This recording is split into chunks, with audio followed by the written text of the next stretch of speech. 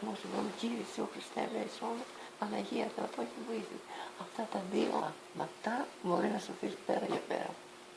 Κύριε Ιησού Χριστέ, ελέησόν, Παναγία Θεοτό και σώστε με. Λοιπόν, όταν αυτό το κάνουμε εμείς όλοι, οπουδήποτε θα σωθούμε. Να μην το αφήσετε αυτή την προσευχούλα.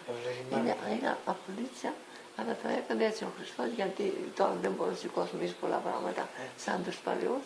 Και λέω, ας δώσω και ένα μικρότερο. Και τελικά πνευματικός από τους παλιούς.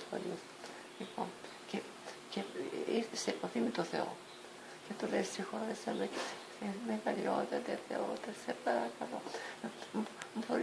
Μπορείς να μας φτάσεις μέχρι τα 7, 8, 9, 10 σώζουνε.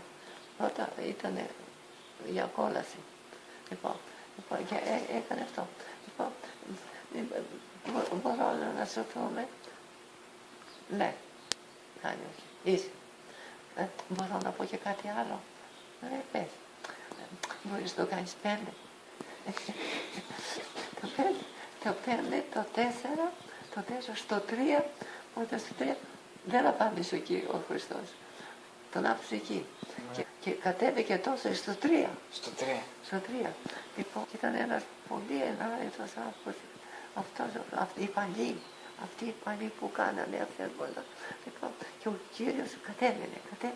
Λοιπόν, και τώρα μας κρατάει στο 3. Άμα περάσει καιρός και κινδυνεύουμε και πει αυτός και δεν πεθάνει, λοιπόν, να πάμε στο 3.